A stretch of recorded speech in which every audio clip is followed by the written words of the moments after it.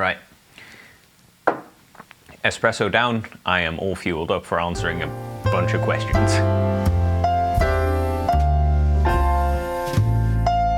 Hello people of YouTube and welcome to the annual reason to come back to my YouTube channel, Curiosity in Advance 2021. For the extremely few of you who are here for the first time and don't know how this works, hello, thank you for watching. The way this works is 1 year I ask myself questions and I answer them the next year. It's a sort of time capsule. I have vague ideas about what might happen throughout a year, so I formulate some questions about that, and the year passes, I come back to the questions and I see how far off I was. Or, in other circumstances, how close I was. And I've been doing this for 8 years now. This is the 8th edition of Curiosity in Advance, and it's becoming kind of interesting to see the macro trends, if you will, that sounds very corporate, in myself.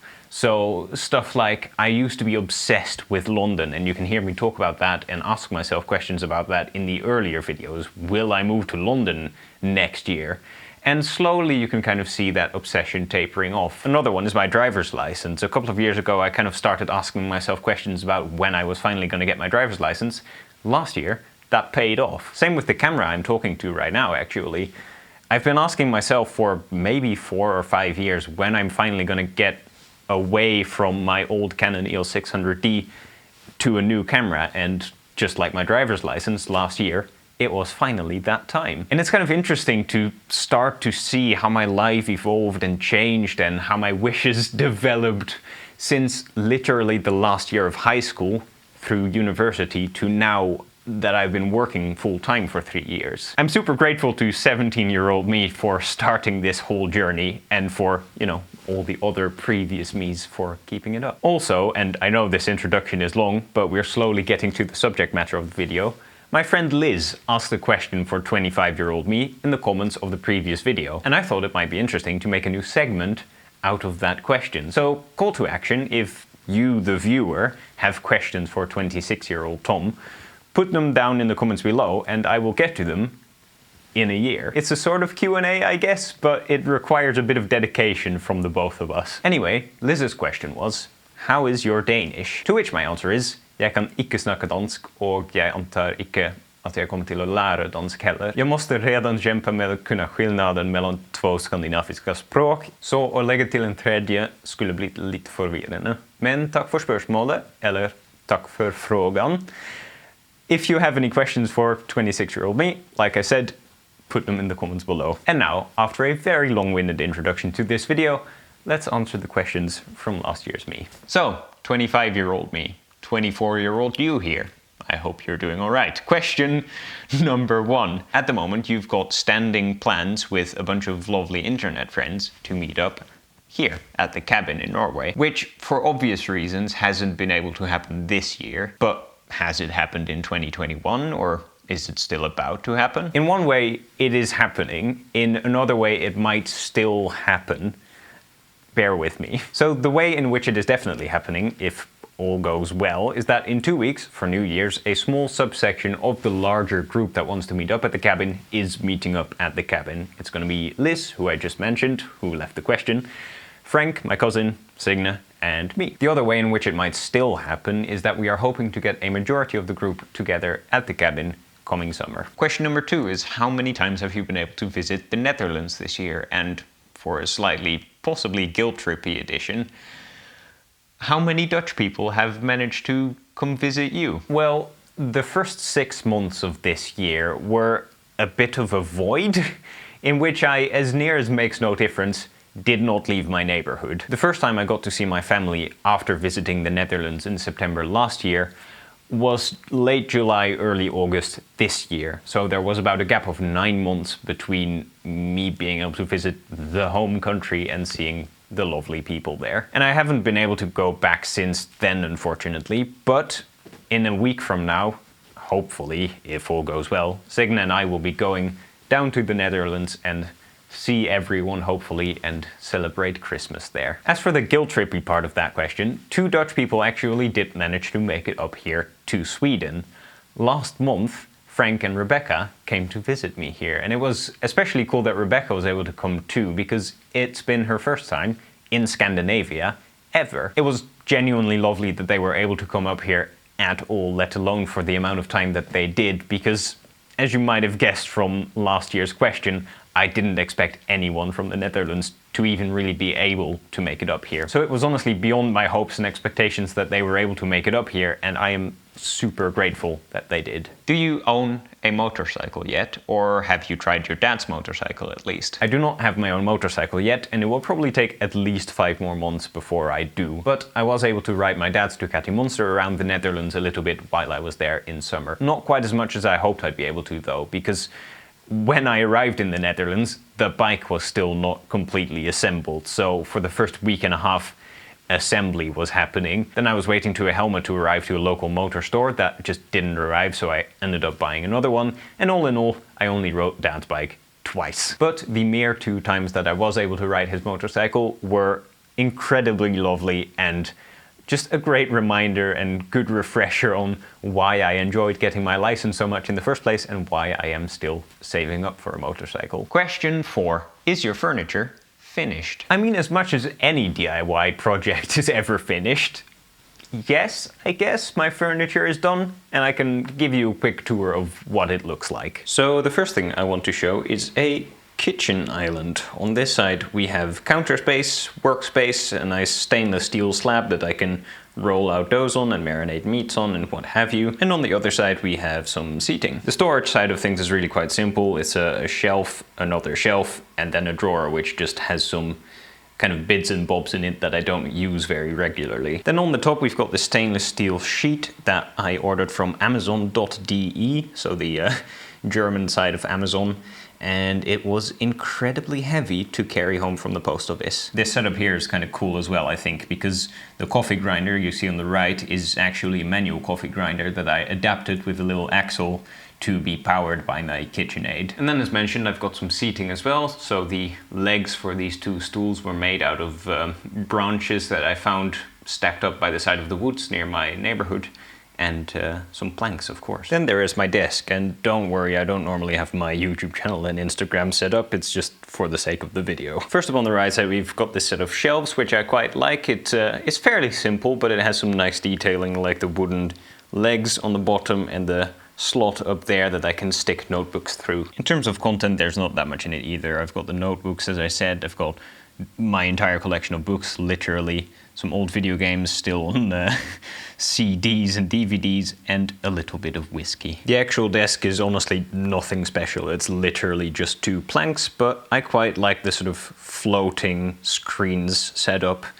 and then this extra bit of height that I've got on them that I can store some stuff like controllers and sometimes my keyboard under. Of course, this analog camera isn't normally here. That place is reserved for my Fuji X-T4, which I use as a deeply overkill webcam. The 2 lights behind my monitors are kind of cool as well, because I found them in the electronic waste section of our recycling center here in the neighborhood. So I built some custom diffusers for them out of plexiglass, and now I use them for live streaming. I know some of you already might know I enjoy the occasional racing game every now and then, for which I have this Thrustmaster steering wheel setup. The last piece of furniture is this roll container that I have converted into a wardrobe. I found it in a ditch and left it for a week, and then after a week it was still there, and I was like, finders keepers. So I painted it white, added shelves, and then literally just last month I finished it with some drawers. Question 5 is, do you still work and live in Sweden? Because slowly we are marching towards the point where Signe will be done with her masters, which means we'll likely want to be moving back together. So, are you still in Sweden? Have you gone back to Norway? Have plans changed in weird and unforeseeable ways? What's up? Short answer to this one, yes, I still work and live in Sweden, and no, plans have not changed in weird and unforeseeable ways. Question 6 is, how are your non-native languages now? Have you practiced anything at all? Being able to understand the Norwegians around you would definitely be helpful. Som dere hørte på starten av videoen, kjemper jeg fortsatt med å lære norsk og svensk, men jeg prøver å være aktiv med å lære begge språk. Akkurat nå tar jeg norsktimer 1 eller 2 ganger per uke på italki, og jeg får svensktimer 1 gang per uke på kontoret sammen med de andre utenlandske kollegaer. I am no longer convinced that my listening comprehension is better in Swedish, but I will say that learning Swedish over the last 3 years, albeit very slowly, has increased my tolerance for Norwegian listening comprehension and Norwegian dialects and general Norwegian mumblings. I don't know if I'll actively keep learning Swedish when I finally move back to Norway, but it certainly has been very helpful, both, for just fun and being able to live here in Sweden, and my Norwegian to learn a bit of Swedish while I've lived here. And naturally, the conclusion of all recent curiosities in advance: what have been the most memorable moments of 2021? First, let me reiterate how non-existent the first 6 months of this year have been for me. The only memory I was able to conjure, which admittedly is seared into my brain because it's not a good one, is that Sheila, Signe's family dog, passed away, I think on the 6th of January. Part of the reason why this is so seared in my brain is that it happened 3 days after I left Norway, not knowing when I would be able to return to Norway again or when I would be able to see Signe again at all. As it turned out, it took 6 months. So I had just said goodbye to Signe for, as far as we knew, indefinitely. And I wasn't able to see Sheila's final days through with them. So the first 2 weeks of this year sucked ass, to say the least. And after that, until summer, is essentially a blur of working from home and leaving the house to go grocery shopping every now and again. One good thing that has come out of the first 6 months of this year is that I started picking up yoga and basically did it every single day during my lunch hour until work resumed from the office, sort of as normal. I don't do it every day anymore now, but still fairly regularly. So at least the first 6 months of this year have made me a bit more flexible, physically speaking, I guess. That's something. But let's get to some actual memorable moments of this year. And the first one that I thought of was riding my dad's motorcycle, which is sort of circling back to the thing we talked about earlier. So this was one of the 2 times I rode it. The first time was kind of great actually, because I rode from Frank's house back to my dad's house through the fog in the dark, which was atmospheric as heck. It's a very sort of visceral experience to ride a motorcycle in the dark through the fog. I know that motorcycling actually is a very niche thing that hardly anyone actually does, but if you have the chance to do it, get a motorcycle and ride it in the evening through the fog. It's a almost sort of otherworldly experience. But the second time I rode my dad's motorcycle is actually the memorable moment I wanted to talk about, which is when I rode it from my dad's house to the seaside, about 40-ish minutes away. And I rode up this little dike by the seaside and got off the motorcycle, took off my helmet, just had a relax, had a look around, enjoyed the sort of early evening in the Netherlands, got back on my motorcycle and rode back home via some back roads. And both of the moments that I just mentioned kind of relate to what I said earlier about how I was reminded of why I enjoyed getting my motorcycle license so much and why I am very much still saving up for my own motorcycle. It's a hobby, it's not just a mode of transportation. Somehow in my head I've started relating it to what skiing is to some people, because you're purposefully strapping yourself into some expensive gear and picking up some speed and doing something slightly dangerous but enjoyable, moving but not going anywhere. It's visceral, it's a very physical experience, much more than driving a car is, and it sort of gets you in touch with your environment in a way that very few other things do. So skiing and motorcycling, it's a bit of a weird comparison, but it's the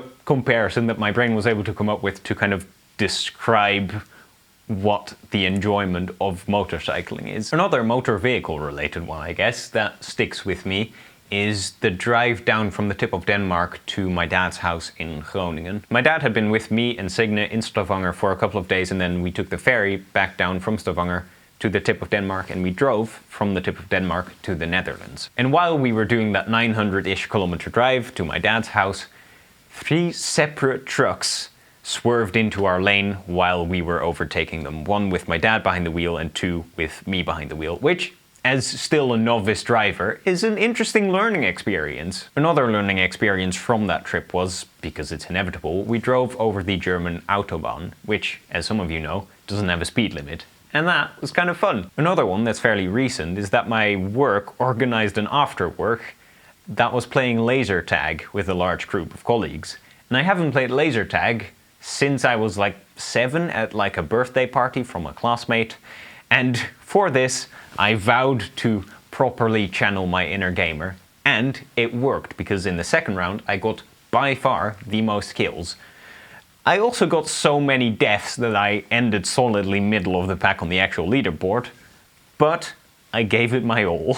Another one from when Frank and Rebecca were here in November is kind of ridiculous, and that is that Frank and I won a cocktail making contest. And this is great for a couple of reasons. The first being that Frank and I are both not exactly drinkers. Like, the most I've ever drunk in one evening, I suppose, was at that party last November. And when I say the most I've ever drunk in one evening, I don't think I had more than 3 or 4 what you could call units. The second reason is that Frank and I had never made a cocktail before, and to be fair, the cocktail we did make, in terms of how and what drinks were mixed, was kinda terrible, but we won purely on looks. Unfortunately, I don't have any photos of this dreadful but good-looking cocktail, so close your eyes and imagine it with me.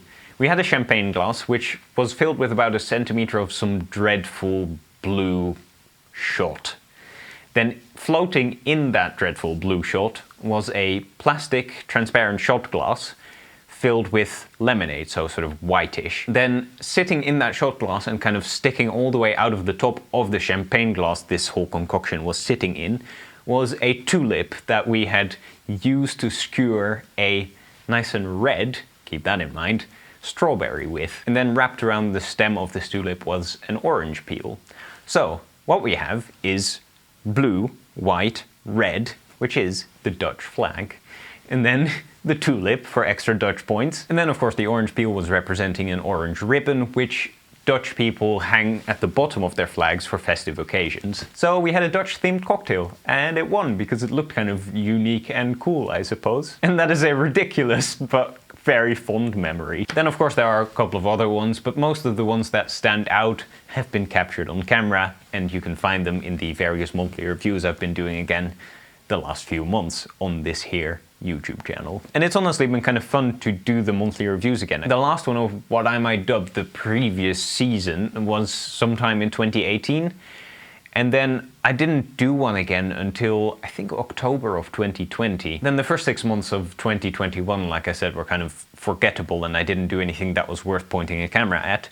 But in summer, I rebooted the series, and I've been doing a couple of them sort of almost monthly since then. And yeah, I've been thoroughly enjoying it. I've been recording for genuinely about an hour at this point, and I really hope that I can cut it down a bit in editing.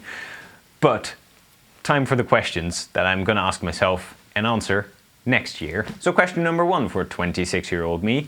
Do you have a motorcycle yet? I imagine you've ridden your dad's motorcycle again while you've been in the Netherlands, hopefully. And you've probably given Frank's motorcycle a test ride. Frank is super excited to be picking up his new Honda sometime soon, and I am quite interested in giving it a little test ride, if he'll allow me, of course. Anyway, you keep buying other stuff that you need, and you'll probably be facilitating a fairly expensive move to Norway sometime in the next year. So have you even been able to save up for a motorcycle yourself? And have you gotten one? Speaking of stuff you need, and I feel like an insane consumer for this one, what camera stuff have you bought in the last year? 2021 in terms of camera gear has been a year of quality of life improvement. So I bought a couple of light stands, and I got some small rig bits and bobs that I can use to rig up my camera with. And then of course the biggest quality of life upgrade has been the Rode Wireless Go 2 that you are hearing me talk through at the moment. Never having to sync audio again, godsend. And straying away from quality of life a little bit, you have gotten yourself the first of hopefully 4 cine lenses. SLR Magic Micro Primes, this one being a 12mm